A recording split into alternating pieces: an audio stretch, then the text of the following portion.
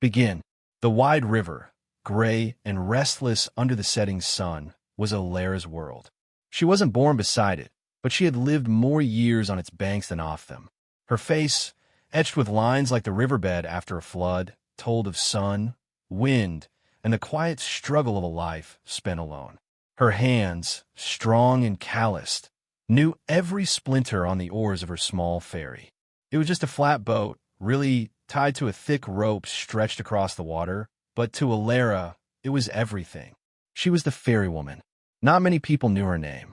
They just knew the river could be crossed here if you had the coins and the patience. Alara knew the river better than she knew herself. She knew where the water ran fast and where it swirled in tricky eddies.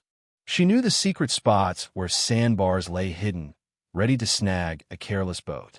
She could feel a change in the wind before the leaves rustled, and she could smell a coming storm long before the clouds gathered. The river was a living thing to her, with moods as changeable as a child's. Most days were quiet. A few travelers, a trapper, maybe a small cart. Alara would pull the rope, her muscles working in a steady rhythm, and guide the boat across. The only sounds were the creak of the rope, the gentle slap of water against the hull, and the distant calls of birds. She liked the quiet. It let her think, or sometimes not think at all, just be. Today, though, felt different. A chill had crept into the air even before dusk. The river, usually a deep green, looked darker, almost black in places. It had rained hard upriver, and she could feel the powerful push of new water building. Spring runoff, she thought, watching a large log tumble by, carried by the strong current. It would make the crossing harder, more dangerous, but Alara wasn't afraid. She knew how to dance with the river, not fight it. She knew its secrets, its whispers, and its roars. And tonight, she had a feeling the river was getting ready to roar. And begin. The wind picked up, rustling the tall reeds on the bank. Alara pulled her shawl tighter, her eyes scanning the darkening water. The feeling that something was coming grew stronger, a prickle on the back of her neck that had nothing to do with the cold. Then she heard it, not the river's roar, but something else, faint at first, then growing louder, the distant thud of hooves on hard ground. She turned her head towards the sound, her gaze sharp, cutting through the dim light. From the path that wound down to the crossing, shadows moved. Not the usual lone traveler, but several figures huddled together. As they drew closer, Alara saw them clearly, a man, a woman, and two small children clutched tightly between them. Their clothes were torn, their faces smudged with dirt and fear. The mother held a baby wrapped in a thin blanket, while a boy, no older than 5, clung to his father's leg. Their eyes, wide and darting, scanned the trees behind them, not the river ahead. "Please," the man whispered, his voice rough with exhaustion and terror. "We need to cross. Now." The woman said nothing, but her eyes pleaded, silently begging. The little boy whimpered, burying his face in his father's side. The sound of the horses grew louder, closer. It wasn't just one or two riders. It sounded like a small troop. The family had clearly been running for a long time. They were hunted, and the hunters were almost upon them. Alara looked from their desperate faces to the churning river, then back to the path. The hoofbeats were clearer now, a steady rhythm of pursuit. The family stood frozen, their breath coming in ragged gasps, their eyes fixed on Alara, hoping against hope. This wasn't a usual fare. This was life or death, played out on the edge of a river. End. Begin. Alara's gaze, usually as flat and unreadable as a still pond, softened just a fraction as she looked at the family. She saw more than just their fear. She saw the exhaustion in the mother's slumped shoulders, the father's fierce, protective stance, and the wide, innocent eyes of the children who didn't fully understand the danger. This was not about money or even just crossing a river. This was about survival. The horse patrols were close now. She could hear the snorting of horses, the jingle of tack, the low rumble of men's voices. Any moment, they would burst through the trees. Her usual way was to stay out of trouble, to be a silent helper, a part of the landscape. But this was different. To refuse them was to send them to their doom. Her river, her crossing, would be their end. Without a word, Alara turned and walked towards her ferry. Her movements were quick, sure. There was no hesitation, no outward sign of the choice she had just made. The family watched her, their hopes hanging on her every step. She grabbed the mooring rope, her hands, accustomed to the rough fiber, untying the knot with practiced ease. The sound of the approaching riders grew louder still, a terrifying drumbeat against the silence of the riverbank. "Get in," she said, her voice low and raspy, barely above a whisper.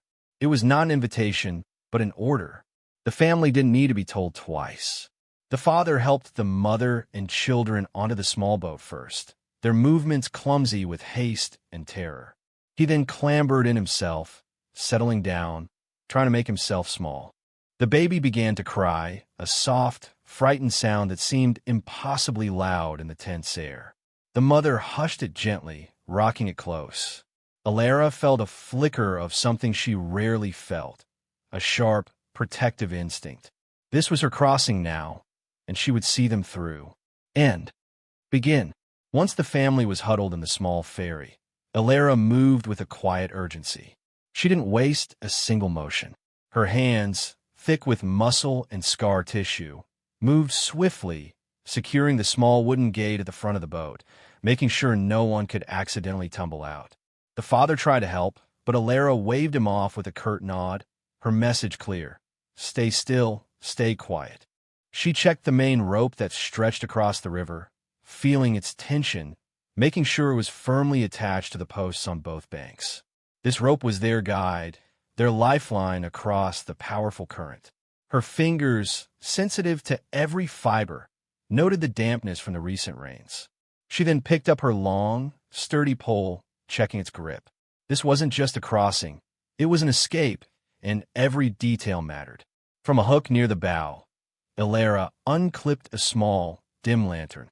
Its soft, yellow glow pushed back the encroaching darkness, but it also cast long, dancing shadows that made the figures in the boat seem even more ghostly. The light shimmered on the water, showing the dark, swift current. She held the lantern low, trying to keep its light from reaching the bank where the patrol was sure to appear any second. The urgency in the air was thick like the fog that sometimes rolled in off the river. Every breath felt held, every sound amplified. The baby's soft cries had stopped, replaced by a tense silence. The little boy, eyes wide, clung to his mother's dress. They were all still like statues, listening. The sounds of the approaching horses were so close now. Alara could almost feel the ground tremble. Her eyes met the father's for a brief moment. In his gaze, she saw raw terror, but also a flicker of desperate hope. She gave a curt nod, a promise. Then, with a deep breath, Alara pushed off from a bank. And begin. The ferry pulled away from the bank, slipping into the dark water. The only sound for a moment was the soft splash as Alara's pole found the riverbed, pushing them deeper into the current. The moon, a thin sliver of white, peeked through the clouds, casting a pale, ghostly light on the churning surface. The river, swollen with spring runoff, pulled at the boat with surprising strength, trying to drag it downstream. Alara leaned into the pole, her muscles coiling and releasing with practiced ease. She moved with the river, not against it, guiding the ferry with small, precise pushes. The main rope hummed faintly as it slid through the worn wooden guide on the boat, a constant, low drone beneath the rush of the water.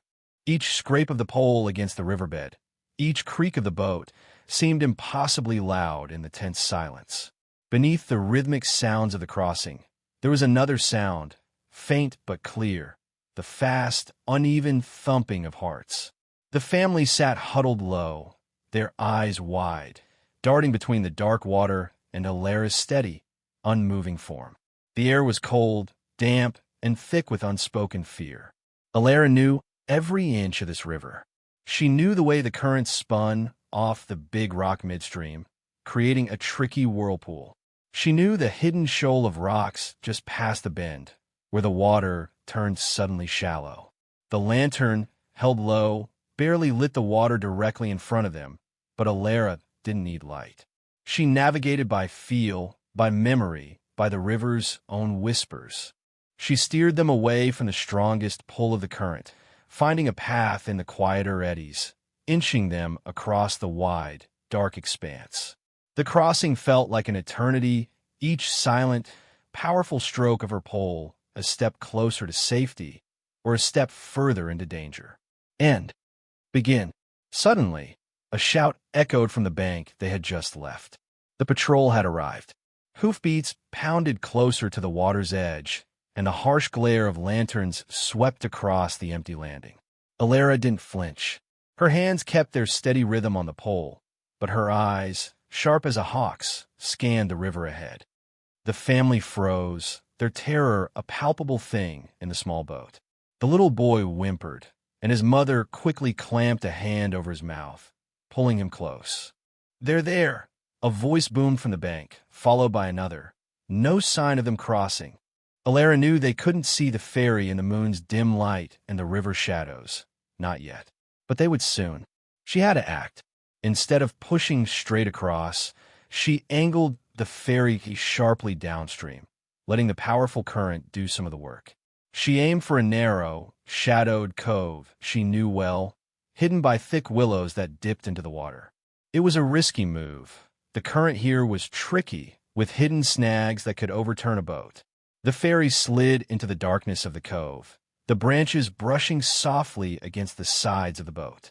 The noise from the bank faded, muffled by the foliage and the rush of the river. They waited, suspended in the silent, tense darkness. Alara kept the lantern low, its light barely escaping the boat. The family huddled together, barely breathing. Minutes stretched into an eternity. Voices drifted over the water, frustrated and angry. A horse snorted nearby. Then, the sounds began to recede. The patrol was moving down the bank, searching. Alara waited until the hoofbeats were faint whispers before she pushed them out of the cove. She guided the ferry into a swift channel she knew, where the water ran faster but also provided more cover. The moon played hide-and-seek with the clouds, offering just enough light to keep them from hitting anything, but not enough to give them away. Every pull on the rope, every push of the pole was a gamble. End. Begin. The journey stretched on. Every minute felt like an hour. Every ripple in the water a new challenge. Alara's hands, already tough from years of river work, began to ache. The rope had rubbed them raw in places, small cuts stinging in the cold, damp air. But she ignored the pain, her focus absolute. Her shoulders burned with the effort of pushing against the strong currents, guiding the heavy ferry. The river was fighting her, trying to reclaim its prey, but Alara was just as stubborn. In the boat, the family was a study in silent endurance. The mother held her baby close, her eyes closed, her lips moving in a whispered prayer. The father, a strong man, looked small and helpless, his face pale in the dim light. He kept glancing at Alara, a mix of awe and desperate hope in his eyes. The little boy, exhausted, had finally fallen asleep, his head resting against his mother's side, surprisingly peaceful despite the danger. They were all vulnerable, adrift on a dark river, relying on one solitary woman. But in that shared vulnerability, a quiet strength grew. The family's silent faith in Alara fueled her determination. She could feel their unspoken pleas, their desperate need to reach the other side, to find safety. Each time the ferry bumped against a hidden obstacle, or when a wave splashed over the side, a gasp would escape from the family, quickly stifled. Alara would just adjust her grip, push harder, and keep moving. The cold seeped into their bones. The wind bit at their exposed skin. But they held on. Alara, with her rope-worn hands and tired muscles, was a silent pillar of strength. The family, with their silent prayers and unwavering hope, were a testament to the human spirit's refusal to give up. They were a fragile group, facing an unforgiving river and unseen dangers, but they were also a unit, bound by the shared goal of survival. End. Begin. Finally, after what felt like an endless struggle against the river's power, the ferry's bow grated softly against the muddy bank. They had reached the other side. The sound was so quiet, so subtle, it was almost mist. Alara didn't relax. Not yet. Her eyes, still sharp, scanned the dark trees of the opposite shore. No sign of the patrol. They had made it. Just as the father began to stir, ready to help the family disembark, a commotion erupted from the bank they had left. Shouts of frustration, the sudden clatter of hooves on rock, and the angry bellow of a commander carried clearly across the water. The patrol, having searched downstream, had returned to the crossing point, baffled. Their lanterns swept wildly across the empty river, their beams cutting through the mist that had begun to rise from the water. They were confused, searching for ghosts. The family watched, wide-eyed, as the patrol cursed and argued, unable to explain how their quarry had vanished. A silent, shuddering breath escaped the mother. The father, his face streaked with dirt and tears, met Alara's gaze. He nodded once, a deep, heartfelt bow of his head. He didn't speak, but his eyes, filled with a profound gratitude, said everything. The mother clutched the sleeping baby even tighter, her own eyes silently thanking the fairy woman. Alara simply nodded back, her expression unchanging, stoic as ever. She kept the lantern low, its small glow barely illuminating their faces. She didn't need words. She understood. Their relief was her reward. She had done what needed to be done. With one last look at the confused patrol on the far bank, she motioned for the family to disembark, her duty completed. And begin. The father helped his wife and children off the ferry, their movements still stiff from fear and cold. The mother gently shifted the sleeping baby in her arms, looking at Alara one last time with eyes that held a lifetime of thanks. The little boy, now awake but silent, gripped his father's hand. They didn't linger. There was no need for long goodbyes or promises. Their safety was the only thanks needed. With hushed footsteps, they melted into the thick woods that bordered the river. The darkness swallowed them quickly, leaving no trace, no sound. One moment they were there, a fragile group seeking refuge. The next, they were gone, swallowed by the frontier night. Alara watched them go, her gaze steady until the last shadow vanished. The only sound left was the angry shouts of the patrol across the water, growing fainter as they continued their futile search. Alara was alone again, as she always was. The river whispered around her, its currents still strong, its surface reflecting the sliver of moon. Her ferry, small and sturdy, rocked gently at the bank. The air was cold, but the exertion of the crossing had left her body warm. She felt the ache in her hands, the soreness in her shoulders, but it was a familiar ache, the honest pain of hard work. She secured the ferry to its mooring post, her movements methodical. The lantern's glow seemed brighter now that the intense drama had passed. The river was still dangerous, the night still dark, but the immediate threat was gone. Alara breathed in the damp, cool air, a long, slow breath that seemed to carry away the tension of the last hour. She was just the ferry woman, back to her quiet life, with only the river as her witness. And begin. The next day, Alara went about her usual duties. The sun rose, birds sang, and the river flowed on, seemingly unchanged.